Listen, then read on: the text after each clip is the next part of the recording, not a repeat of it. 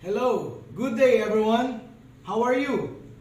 We are now going to discuss about the 4 cardinal rules in gun safety. But before we are going to start in discussing these 4 cardinal rules in gun safety, I would like to ask you to please subscribe, like into my YouTube channel, and don't forget to hit the notification bell so that you will be notified if there are new videos that I'm going to upload in my YouTube channel. This is retired Colonel Geraldo P. Rojas, your instructor in Fundamentals of Marksmanship. So let us start now in discussing the 4 general rules in gun safety, okay, or in handling this firearm. So number 1 general rules in gun safety is always treat the firearm as if it is loaded. Again, always treat the firearm as if it is loaded. So always bear in mind when you are handling a firearm, don't say that there is no loaded, there is no loaded magazine or there is no ammunition inside this firearm.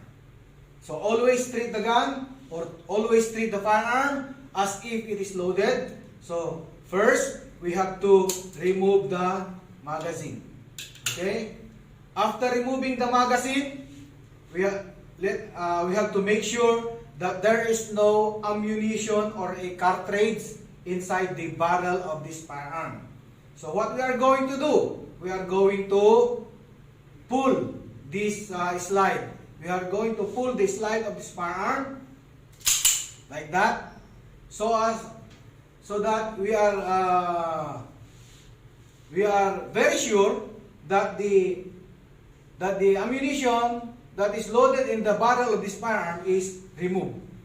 Okay, so when we pull the slide, and we have to see to it that there is no ammunition inside the barrel, and then release this slide. Number two cardinal rules in gun safety is never put your finger inside the trigger, or always put your finger off the trigger. Okay, so that you will not meet an accident, because once you pull the trigger, accidentally, and somebody is hit, you cannot bring back the time and you cannot say sorry. So number 2, always put your finger off the trigger. Okay? Until such time that your firearm is on the target, and if you are ready to shoot, then that's now the time that you are going to put your finger on the trigger and ready to shoot the target. Like that. Okay? So number 3 cardinal rules in gun safety is never point the firearm to anybody. Never point the firearm to anybody. Okay? Because this firearm, the firearm was made by the manufacturer, it was made to destroy the target.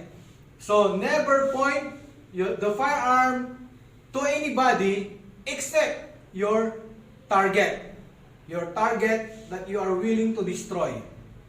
Okay? So never point this firearm to anybody. Okay? To anybody that you are not willing to destroy. Okay? So you have to point only the firearm to the target or to something that you are going to destroy. Okay? So that is number 3. And number 4, always be sure of your target. you have to make sure that you have a target, and you have to make sure what is beyond your target. Okay, so as not to make a collateral damage, no? So, make sure that you are only pointing your firearm to the target, and make sure what is beyond the target. Okay? So that there is no accidental firing, or no one is hit except your target only. Okay? So, again, reminder, the 4 general rules in gun safety. Number 1, always treat the gun or always treat the firearm as if it is loaded. Make sure that there is no ammunition inside the firearm. Number 2, always put your finger off the trigger. Remember that always. Okay? So, put your finger off the trigger.